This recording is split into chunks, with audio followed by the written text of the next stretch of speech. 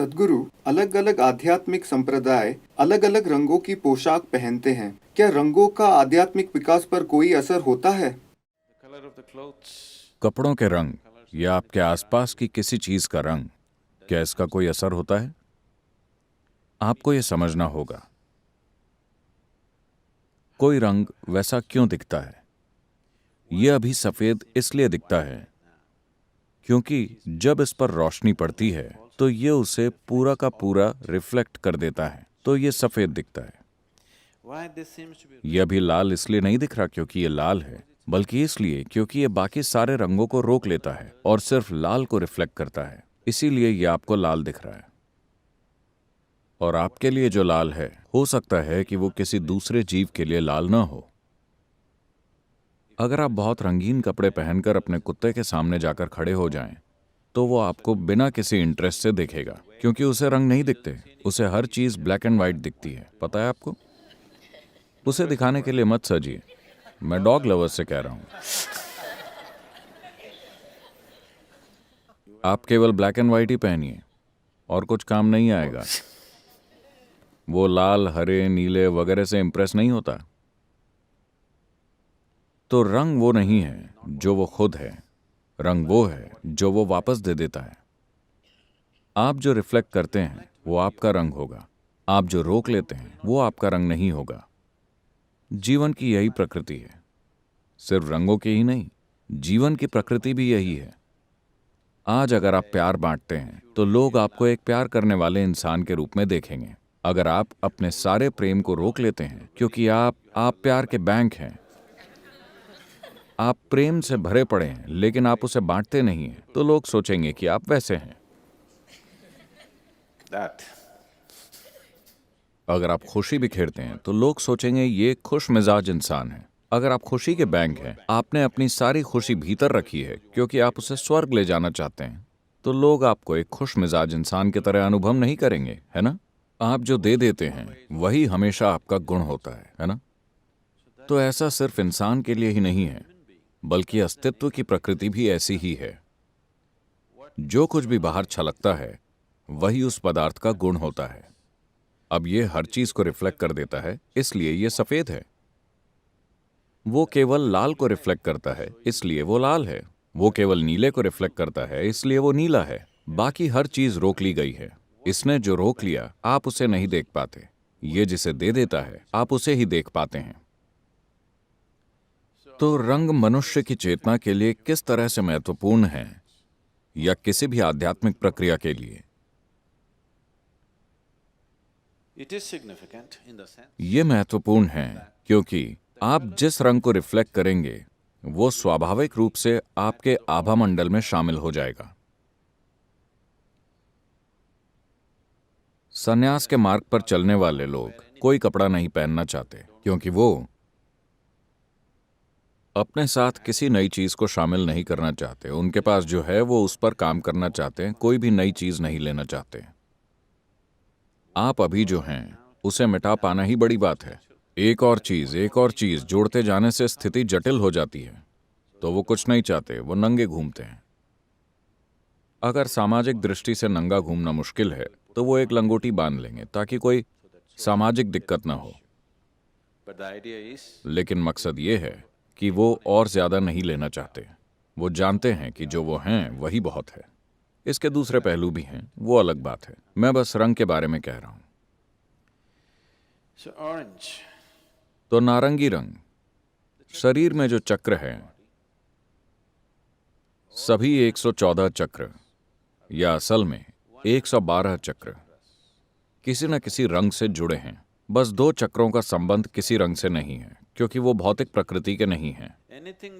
अस्तित्व में जो भी चीज भौतिक है वो स्वाभाविक रूप से प्रकाश को रिफ्लेक्ट करती है। आप समझ रहे हैं? अस्तित्व में कोई भी चीज जो भौतिक है वो प्रकाश को रिफ्लेक्ट करती है। एक बार जब ये प्रकाश को रिफ्लेक्ट करती है तो इसका कोई रंग होगा आपके बोध में। हो सकता है कि इसका कोई खास रंग ना हो, या इसका वो रंग ना हो जो आप देख रहे हैं। आप केवल वो देख रहे हैं जो रिफ्लेक्ट हो रहा है।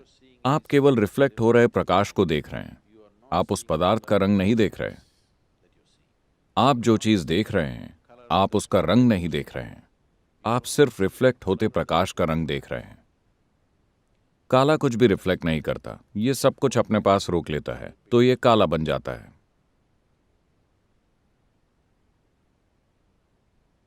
आप देखिए, हम कहते हैं कि घास हरी है।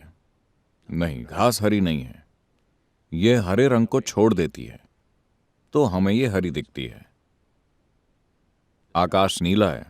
नहीं नहीं, आकाश नीला नहीं है। आप वहां जाकर देखें, वहां कोई नीला रंग नहीं है। आकाश एक बिल्कुल अलग वजह से नीला है, क्योंकि नीले रंग की विकिरणन की क्षमता दूसरे रंगों से अलग है, इसलिए आकाश नीला है। तो ऐसा क्यों है कि अलग अलग आध्यात्मिक प्रक्रियाओं के लिए हम अलग तरह के रंगों का इस्तेमाल करते हैं? जो लोग ऐसे मार्ग पर हैं जहां वो कुछ इकट्ठा नहीं करना चाहते, वो सफेद पहनेंगे।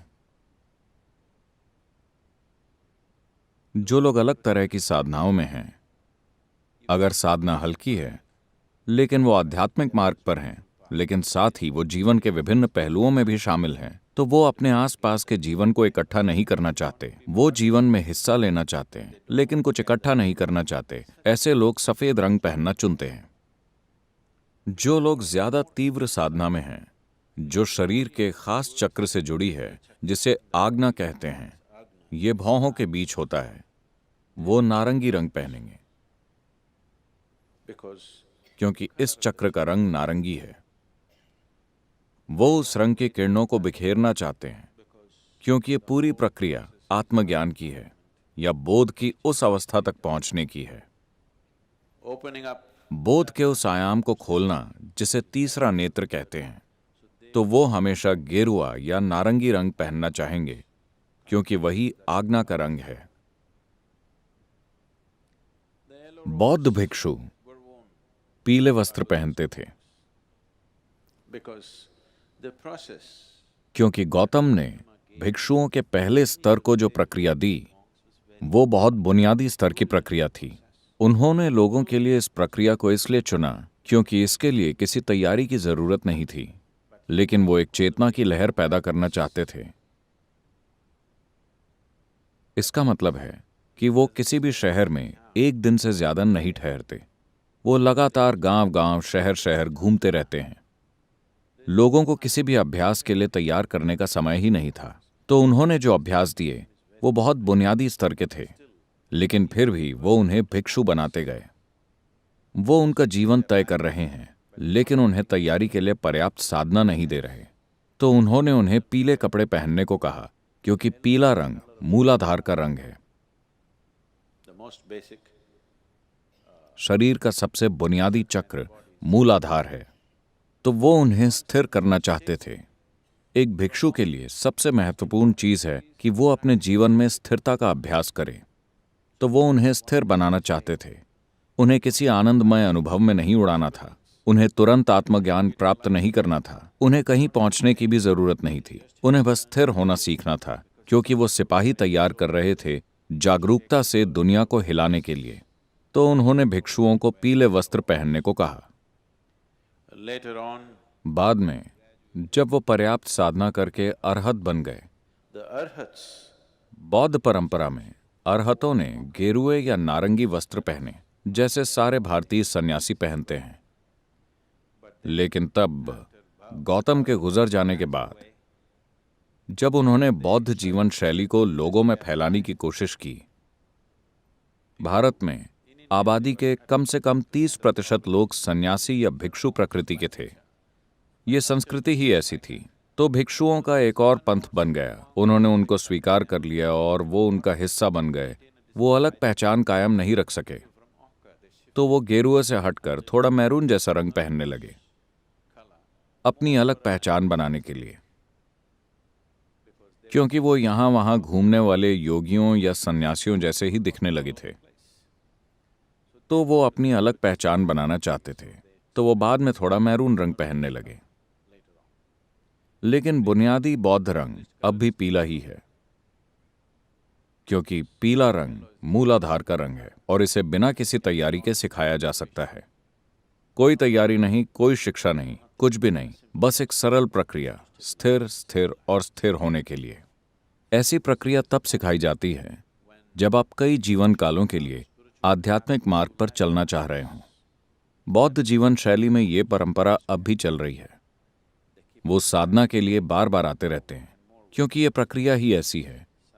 ये स्थिरता के लिए है, आत्मज्ञान के लिए नहीं। तो इसलिए उनके वस्त्र का रंग पीला है। देवी का रंग हमेशा लाल होता है क्योंकि लाल सबसे जीवंत रंग है। सारे रंगों में से लाल सबसे जीवंत रंग है और स्त्री गुण इसे ही दर्शाता है। चाहे आपको पसंद हो या ना हो, हर स्त्री में एक फूल की तरह होने की चाहत होती है क्योंकि प्रकृति ने उसे यह संभावना दी है। एक स्त्री में एक खास गुण होता है, खिलने का।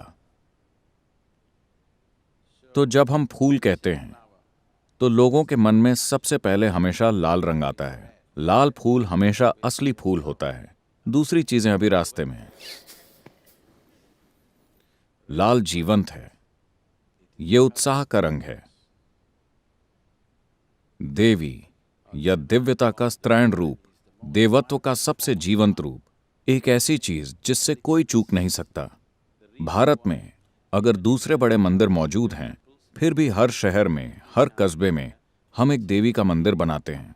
अगर आप देवी के मंदिर में जाते हैं तो उनकी जबरदस्त और प्रचंड उपस्थिति को आप चूक नहीं सकते क्योंकि वो जीवंत हैं।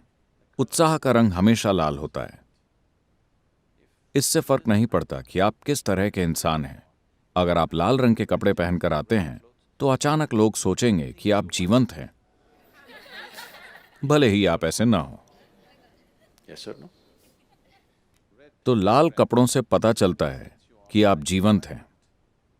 और देवी से संबंधित कुछ खास तरह की साधना करने के लिए लाल रंग की जरूरत होती है।